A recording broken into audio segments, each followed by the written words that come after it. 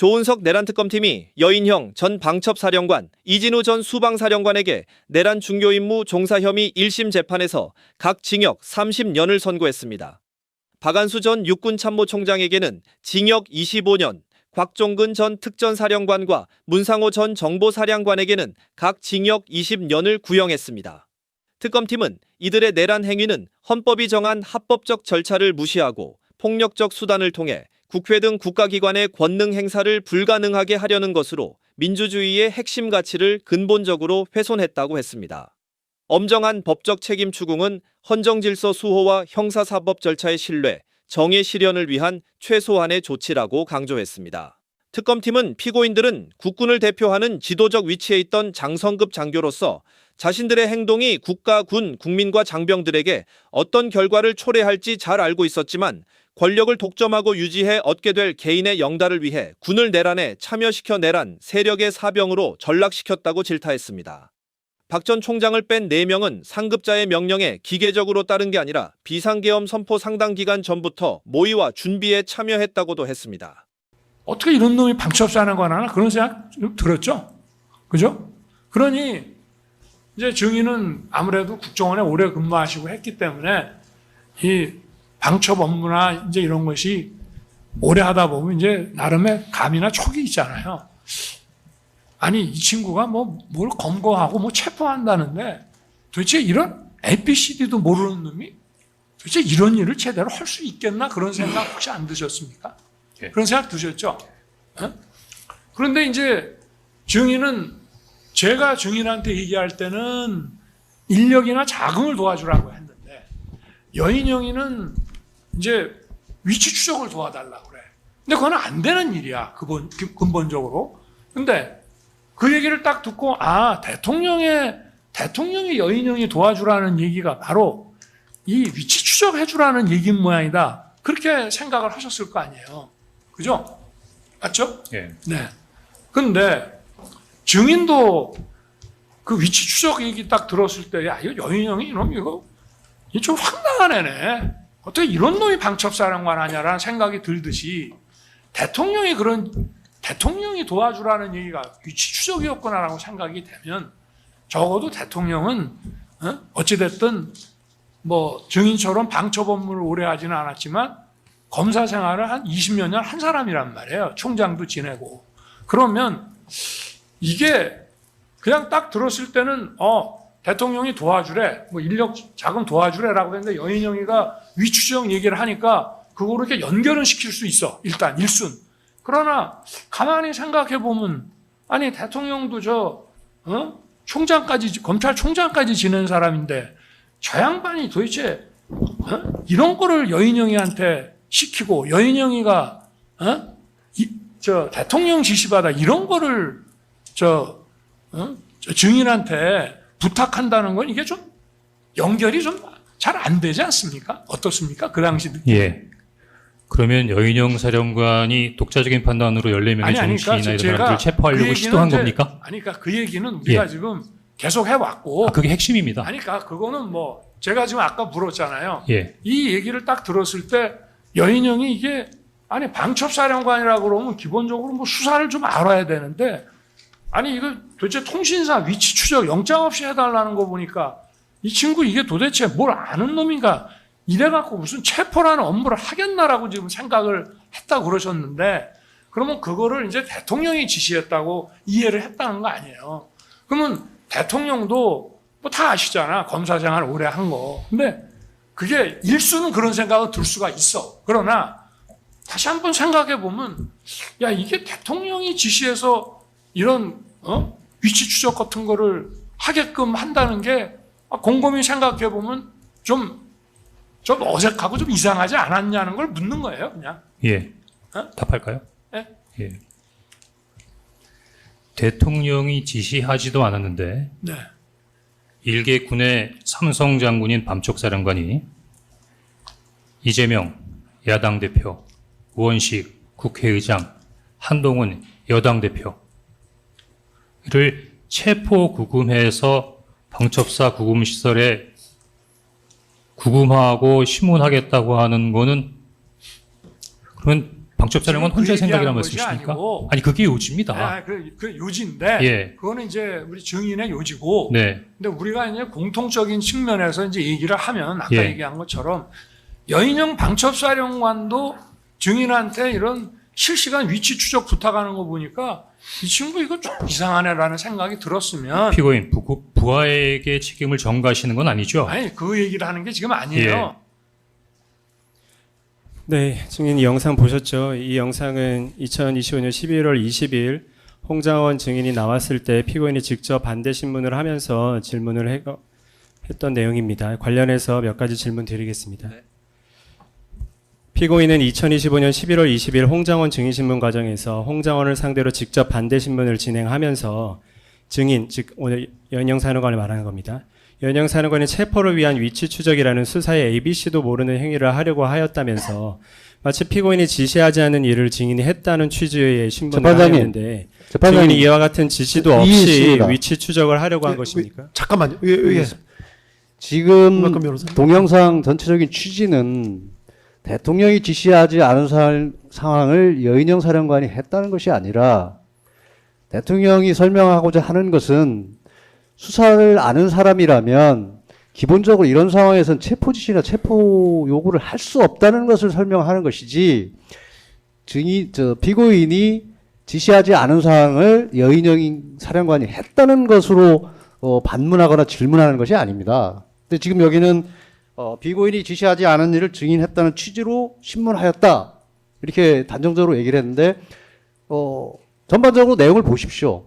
대통령께서 주장하시는 것은 적어도 방첩사령관이면 수사의 ABC를 안다면 그런 상황에서는 체포 지시를 할 수 없는 상황인데 그런 지시가 내려갈 수 있겠냐. 또 대통령도 수사를 오래 했던 사람이기 때문에 체포 지시를 할 수 없다는 상황을 설명하는 것이지 지시가 있는지 없는지와 관련된 주장을 해야 될 부분이고 이의제기할 사항은 아닌 것으로 잠깐만요. 보입니다. 알겠습니다. 그래서 좀 전에 그 말씀하신 내용은 녹취서에 남겨놓겠습니다.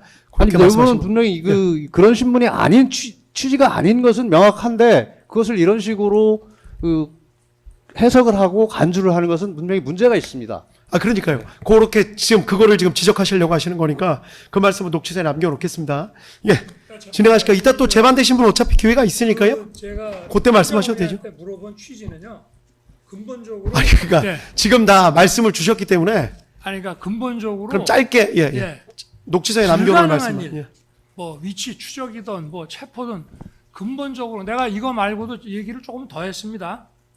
뭐라고 했냐면 계엄이 길어져 가지고 뭐 예를 들어서 포고령이 뭐 계속 나와 가지고 나중에 무슨 포고령 위반을 수사하면서 영장 없이 할 수 있는 단계가 아니고 이거는 계엄 시작하자마자 전격적인 이런 체포나 이런 위치 추적이라든가 이런 통신사 자료 같은 거를 확보하는 것이 원천적으로 불가능한 일인데 이 불가능한 일을 자기 입장을 물어보는 거예요. 여인영이 뭐 이걸 모르냐는 게 네 입장에서 그런 생각이 들지 않니? 이게 불가능한 일이 아니냐라고 제가 질문을 했던 것이고 요걸 이렇게 딱 뽑아가지고 지금 이런 식으로 하는데 안 되는 원천적으로 불가능한 일이었다고 하는 것을 그날 설명을 한 겁니다.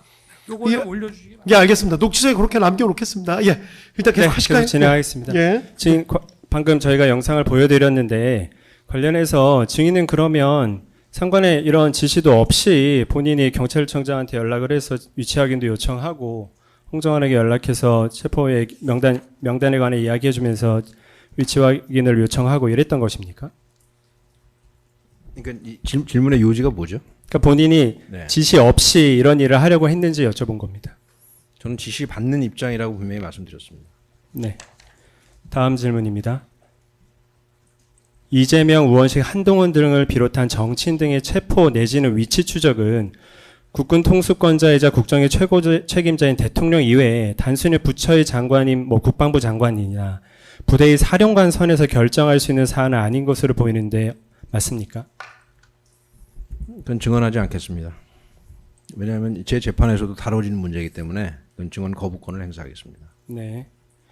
앞서 보아하셨겠지만 피고인의 신문에 홍장호는 오히려 피고인에게 그러면 여인영 사령관이 독자적인 판단으로 14명의 정치인이나 이런 사람들을 체포하려고 시도한 겁니까? 라고 반문을 하였고 이에 피고인은 대답을 회피하였는데 이런 지시가 정말 없었습니까?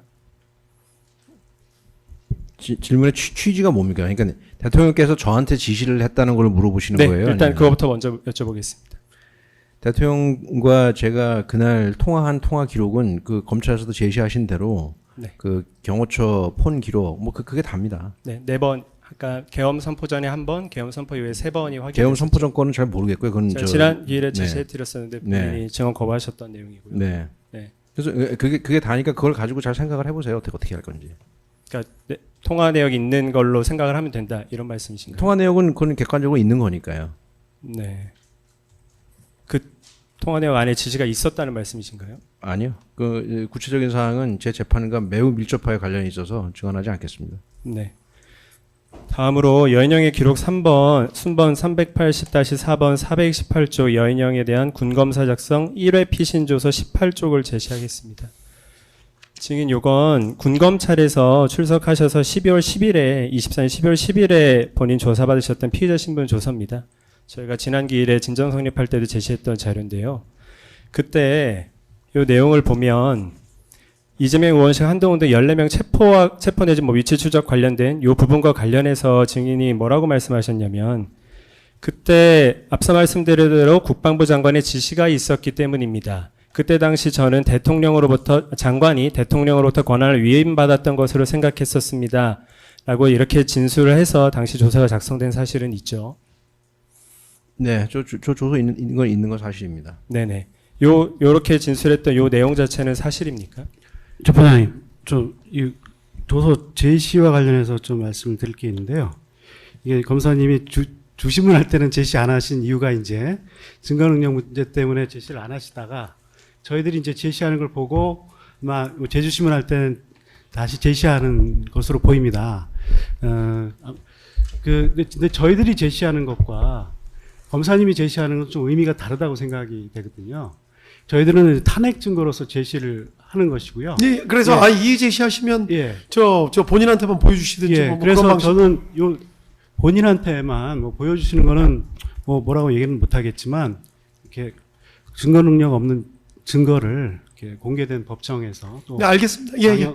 그거는 본인 말씀만 그래서 네, 제시하는 것은 좀 반대입니다. 지금 위원선임 변호사님 말씀에 저도 한 말씀만 좀 드리고 저희가 이 조서를 제시하게 된 건 반대신문 과정에서 변호사님들께서 조서를 직접적으로 제시 많이 하시지 않았습니까?